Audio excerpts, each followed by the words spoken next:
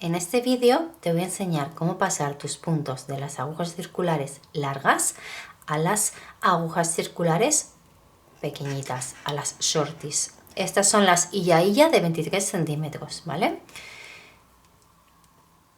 Antes de nada, tienes que tener tejida parte de la puntera.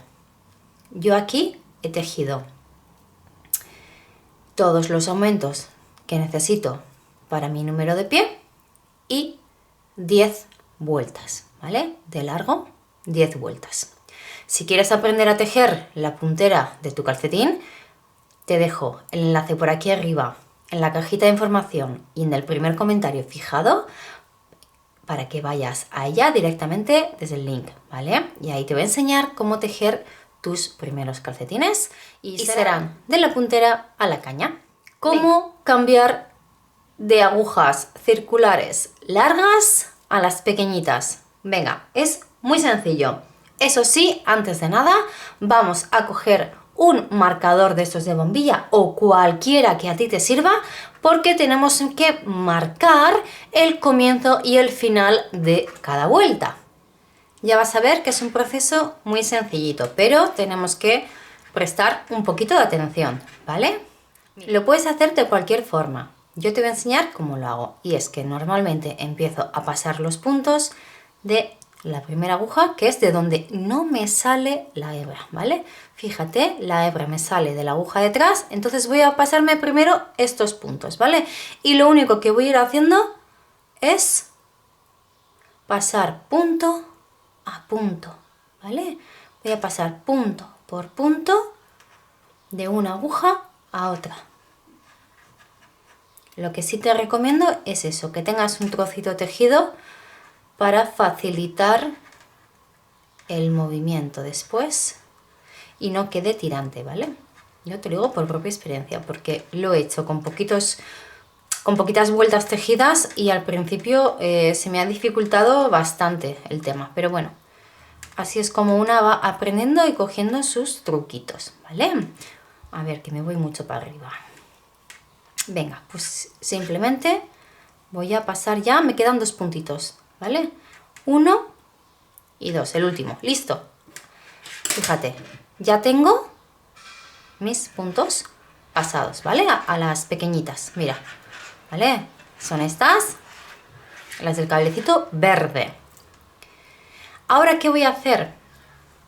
Quiero que mi hebra siga aquí para que yo pueda seguir tejiendo. Entonces, no lo voy a pasar, fíjate, así, de aguja a aguja, porque entonces me quedaría ahí en medio y no podría tejer después como debo. Entonces, ¿qué voy a hacer? Fíjate, ahora con la larga simplemente voy a estirar de esta aguja y la voy a llevar a la otra, que ya la tengo libre, ¿vale?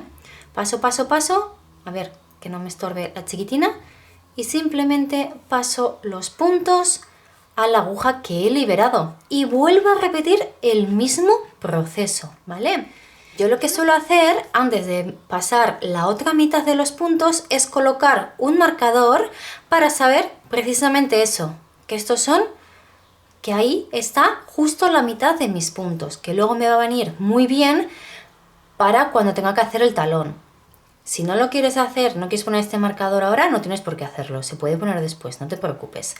Eso sí, voy a empezar a pasar mis puntos a las agujas, ¿vale? Fíjate. Simplemente es ir pasando punto por punto de una aguja a otra. Eso sí, la punterita la tenemos que hacer con las agujas circulares largas, porque con las chiquitinas yo todavía no he encontrado la fórmula para tejerlas desde la puntera.